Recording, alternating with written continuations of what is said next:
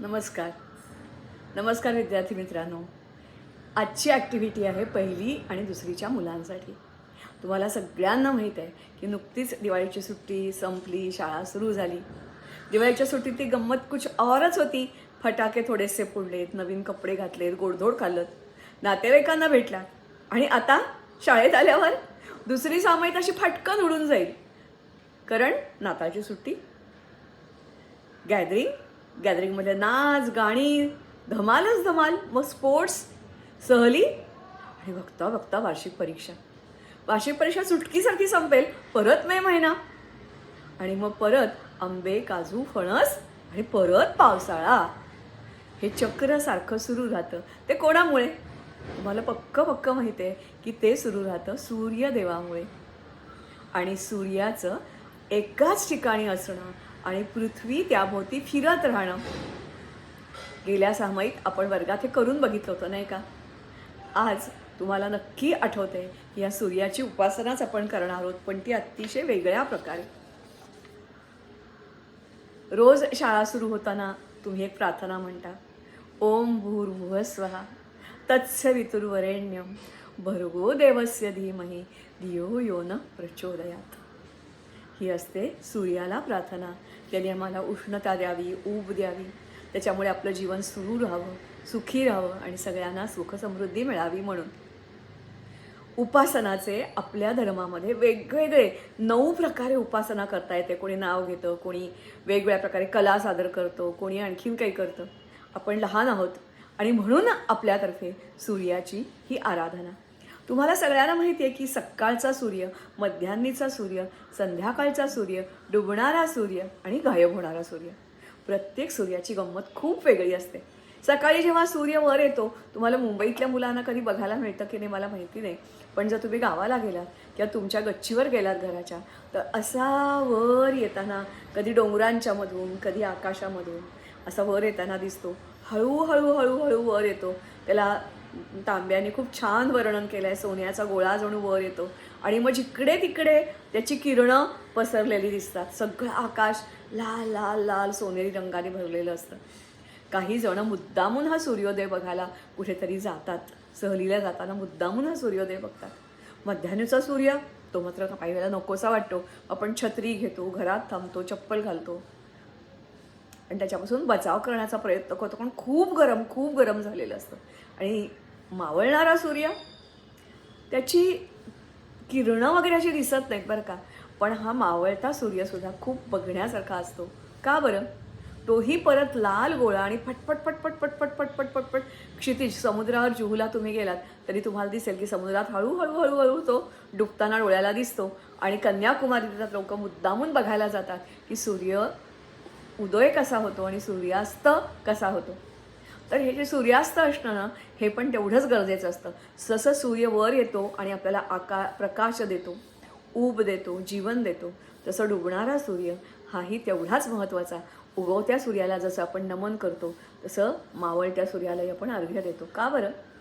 जेव्हा सूर्य मावळतो म्हणजेच आपल्याला दिसेनासा होतो, तिथेच असतो, पृथ्वीच्या दुसऱ्या भागावर दिसायला लागतो, त्यावेळेला इथे वेगळंच जग सुरू होतं. माणसं गाढ झोपी जातात. आपल्याला झोप मिळाली नाही तर कल्पना करा, काही वेळेला आईबाबा म्हणतात, अरे बापरे रात्रभर झोप आली नाही, आज अगदी डोकं चढलाय बरं का. अशी झोपच आली नाही तर अंधार पडतो म्हणून झोप येते. झोपेत मेंदूचं काम मात्र सुरू असतं बरं का. मात्र त्याच वेळेला दुसरं जग सुरू असतं आणि ते असतं प्राण्यांचं जग. सिंह, वाघ गुहेतून बाहेर पडतात, कोल्हे पाण्यावर जातात, शिकार होते आणि मग काजवे, अनेक प्राणी, वटवाघळासारखे यांचं रात्रीचं जीवन असतं. आणि हे दोन्ही रात्रीचं जीवन आणि सकाळचं जीवन, दिवसाचं जीवन, हे एकमेकाला कॉम्प्लिमेंटरी असतं. जसं 2 हात एकत्र आल्याशिवाय टाळी वाजत नाही, तसं रात्र आणि दिवस या दोन्ही गोष्टी नसतील तर पृथ्वी सुरू राहणार नाही. जस्ट इमॅजिन करा की काही काळापुरता सूर्य गायबच झाला. मला वाटते आपण ती कल्पना केल्यानंतर त्याच्यानंतर काय होत आहे, आपण जिवंत पण राहणार नाही, सारी पृथ्वी नष्ट होऊन जाईल. असं हे सूर्याचं महत्त्व. मी तुम्हाला म्हटल्याप्रमाणे आपल्या वैश्विक धर्मामध्ये उपासनेच्या देवाच्या, कारण देव आहे हा सूर्य, हा सूर्यदेव आहे, हा आदिदेव आहे. आपल्याच याच्यामध्ये नव्हे तर अनेक संस्कृतीमध्ये सूर्याची उपासना करतात, आराधना करतात. आणि आज आपण लहान असल्यामुळे आपली आराधना ही अशी करणार आहोत. सूर्याला नमन करून. हा आहे उगवतीचा सूर्य आणि हा आहे मावळतीचा सूर्य. तुम्ही वर्गात येताना तुमच्या वहीवर ही जी बॉर्डर आहे ती आखून आणा. बॉर्डर आखल्यामुळे एक प्रकारचा कॉम्पॅक्टनेस येतो, बंदिस्तपणा येतो आणि चित्राला उठाव येतो. हे रंग तुम्ही तुमच्या आवडीचे वापरू शकाल. स्केच पेन वापरलं तरी चालेल, पेन्सिल वापरली तर जास्ती चांगलं. आकाश तुम्ही काढून आणलं तरी चालेल, वर्गात काढलं तरी चालेल, त्याला वेळ लागणार नाही. आणि मग तुम्हाला हा सूर्य, मला वाटते हा डुबता सूर्य जो आहे त्याच्या भोवती आपण हे आकाश दाखवलेलं आहे लाल केशरी रंगामध्ये. ही पट्टी तुम्हाला दिली जाईल आणि हा अर्धगोल दिला जाईल. आधी अर्धगोल लावून घ्या आणि मग ही पट्टी लावा. परत एकदा ऐका, आधी हा अर्धगोल लावून घ्या आणि मग ही पट्टी, जणू काही समुद्राच्या लाटा खालतीवरती दिसत आहेत अशी ही पट्टी आहे, ही लावून घ्या. सूर्य बनवताना नेमकं काय करायचं आहे आणि कसा करायचं आहे बघा. तर तुम्हाला हा असा गोलही दिला जाईल आणि अशा या 8 वेगवेगळ्या पट्ट्या दिल्या जातील.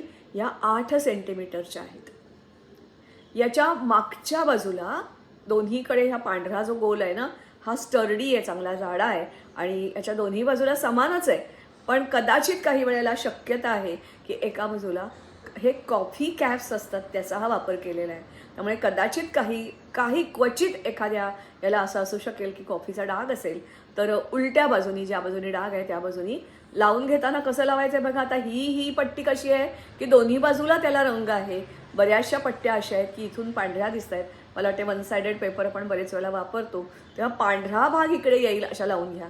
कशा लावल्यात बघा. 8 दिशा ज्या असतात ना, ही आहे आपली उत्तर आहे, ही आहे दक्षिण आहे, पूर्व आहे, पश्चिम आहे आणि त्याच्यामधल्या आग्नेय, नैऋत्य, वायव्य, ईशान्य, या 8 दिशांना 8. अगदी सोपं आहे, काही कठीण नाही आहे. नीट मनापासून काम केलं तर पटकन होतील. आणि मग मात्र आपल्याला काय करायचं आहे बघा. हे झाल्यानंतर चिकटवण्याच्या पूर्वी ही जी पट्टी आहे ती परत इथे अशी चिकटवायची, ही अशी चिकटवायची, म्हणजे हा असा आकार तयार होईल एखाद्या पाकळीसारखा. आणि मग मध्ये आपल्याला टिपका देऊन तुम्हाला जे दिसतं आहे सूर्य तो चिकटवायचा. या सगळ्या अशा चिकटवून घेतल्यात की मग हा छान आकार तयार होईल मस्तपैकी फुलासारखा. आणि मग चिकटवल्यानंतर अर्थातच तुम्हाला माहीत आहे की सूर्याच्या भोवती जी आभा आहे त्याला स्केच पेन वापरू नका, तर खडू तुमच्या प्रत्येकाकडे असतात. त्या खडूनी लाल, केशरी तुम्हाला हवा आहे तसे अगदी फिके रंग द्या, कारण हा पांढऱ्यावर पांढरा उठून दिसावा म्हणून आपण हे केलेलं आहे. ह्या पट्ट्या आता जोडल्यानंतर हा असा आकार झालेला आहे. हा सूर्य चिकटवून घेतला आहे आणि सूर्यदेव आहे. तुम्ही कुठेही सूर्याचं चित्र बघितलं तर तुम्हाला गंध लावलेला आहे, डोळे आहेत आणि ओठ आहेत आणि हसरा चेहरा आहे असं दिसेल. हे असं आपल्याला काढायचं आहे आणि हा तयार करायचा आहे. ही असेल आपली या दुसऱ्या समयतली पहिली ॲक्टिव्हिटी. नमन तुला सूर्यदेवा, नमन तुला सूर्यदेवा. ओम भूर्भुवः स्वः तस्य वितुर्वरेण्यं भर्गो देवस्य धीमहि धियो यो न प्रचोदयात. असं हे सूर्याची उपासना आपण ह्या आपल्या कलेद्वारे, चित्राद्वारे करणार आहोत. कारण चित्र, कला ह्यासुद्धा देवापर्यंत पोचण्याच्या काही मार्ग आहेत. त्यापैकीच हे मार्ग आहेत. मला वाटते तुम्ही खूप एन्जॉय कराल. तुम्हाला सूर्याचे डोळे काही जण तर खूप छान छान काढतात, मला माहिती आहे. तुम्हाला सगळ्यांना सोपे जावेत काढायला म्हणून अगदी साधे काढून दाखवलेले आहेत. तेव्हा आपण परत भेटूया. मला वाटते महिला संघ, पादचक विद्यालय, प्रत्येकाचे तास वेगवेगळे आहेत. ॲक्टिव्हिटी एकच आहे. आधी येताना व्हिडिओ बघून या. येताना न विसरता फेविकोल वर्गात घेऊन या, कारण एवढं चिकटवीचं काम करायचं आहे. तुमच्याकडे जर फेविकोल नसेल आणि मित्राला मागत राहण्याच्या ऐवजी किंवा आमच्याकडे मागत राहण्याच्या ऐवजी, आम्हाला चिकटवून देण्याच्या ऐवजी स्वतःचं स्वतः करण्यातली मजा घ्यायची असेल तर मात्र फेविकोल प्रत्येकाकडे हवा.